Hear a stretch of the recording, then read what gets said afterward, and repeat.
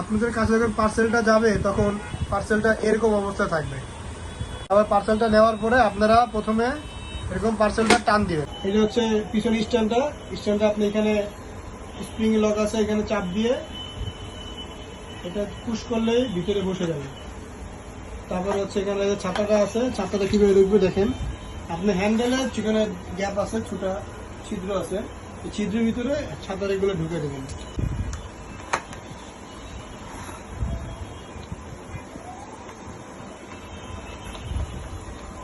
এই যে পাদানিটা কিভাবে লাগাবেন ভালো করে একটু দেখবেন ক্যান্ডি। হ্যাঁ দেখাও।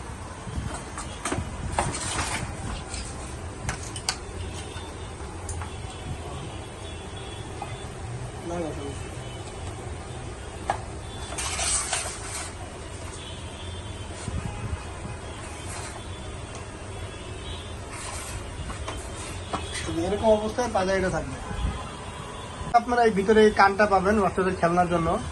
এখানে যে গ্যাপটা আছে, নাট আছে, এই নাটটা খুলে এটা ভিতরে ঢুকিয়ে দিয়ে ওই নাটটা এখান থেকে টাইট করে লাগিয়ে দিবেন, তাহলে হয়ে যাবে। তারপরে এই যে মিউজিক বোর্ডটা আছে, এখানে মিউজিক হবে। এটা খুলে স্ক্রু দিয়ে খুলে এখানে ব্যাটারি দিলে মিউজিক হবে, টিপ দিলে মিউজিক বাজবে। তারপরে এই যে এখানে লক আছে, লকের ভিতরে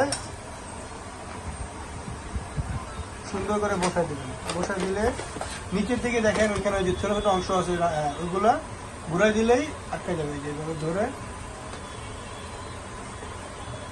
এটা ঘুরাই দিলেই আপনার উপরে মিউজিক বোর্ডটা আটকে যাবে।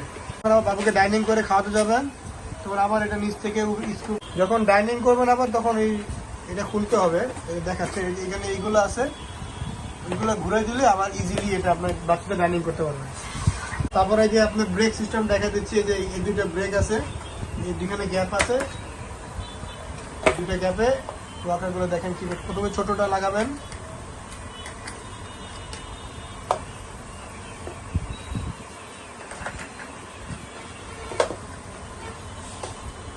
তারপরে লকটা নিচের দিকে দিবেন, রাবারের অংশটা থাকবে নিচের দিকে দিয়ে, তারপরে নাট লাগাই দিলে এই নাট আছে,